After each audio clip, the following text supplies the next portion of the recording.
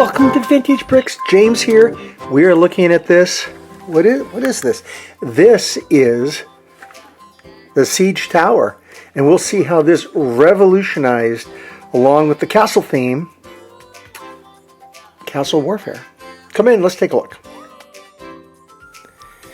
This set gave the Lion Knights a distinct advantage over the Black Falcons when they were, at war with each other. 211 pieces. Here you can see a little setup I have of a Black Falcon fortress being besieged by the Siege Tower and the different components. We'll take a look at this now. But first, a 1985 Lego commercial about the Lion Knights. King's Castle. You can build this castle and play with it for days, but you've only started. The box shows other ways to build these mighty castles, where knights and horses stand, or joust around to have some fun, or march across the land. Each day there's adventure, always something new, and the team that dreams tomorrow up is Legoland in you. There are 6 more castles. Okay, some quick feedback on the video. First of all, what excitement.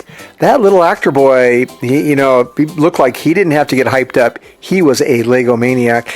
And the other thing is that Lego alternate build, those are really tricky to do. And I don't think he was the one who put that together, but he enjoyed playing with it the couple minutes they gave him to on the video. So these old videos are really fun. Hope you enjoyed it. Here are some ways that this set can be used to attack a castle. 4 ways, in fact. The number 1 way is the most obvious way with that ladder.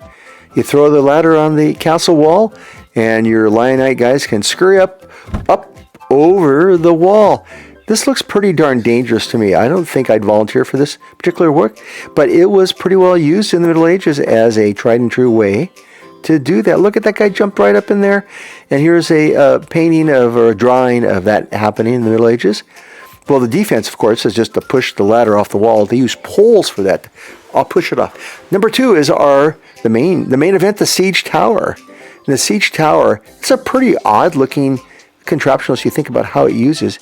It rolls right up to the wall, lowers its plank there, and then the men run up on the wall. Just that simple.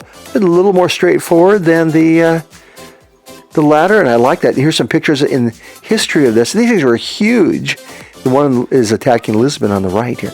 The defense, of course, is they throw things to set them on fire. Ouch.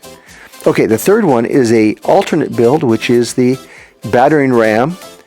So there's the alternate build I did, and the battering ram would go boom, boom, and just keep hitting the wall and hopefully not get set on fire. And then after a little bit, the wall comes tumbling down and in they go. So the battering ram, usually attack gates, not so much the wall, but there you go. And they could drop rocks on them. Again, fire is a pretty good weapon.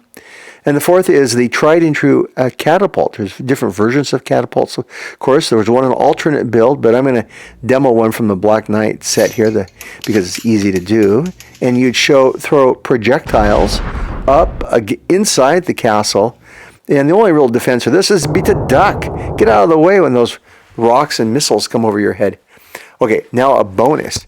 The set comes with this expansion wall, almost like a little practice wall, so the Lion Knights could practice these maneuvers. Pretty nice.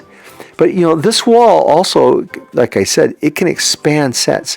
I have they let they're being nice to people now. They let the Black Falcons borrow this, and in their 6873 Knights Castle set, you can add it to the back, and you get this, 5-sided pentagonal shape set, which I think is, pretty incredible. So, okay, an aside, when gunpowder came along in the 15th century, it pretty much ruled the day. The gunpowder allowed cannonballs to knock down walls. The Constantinople wall, which had held for over 1,000 years, came down in 50 days of cannon fire.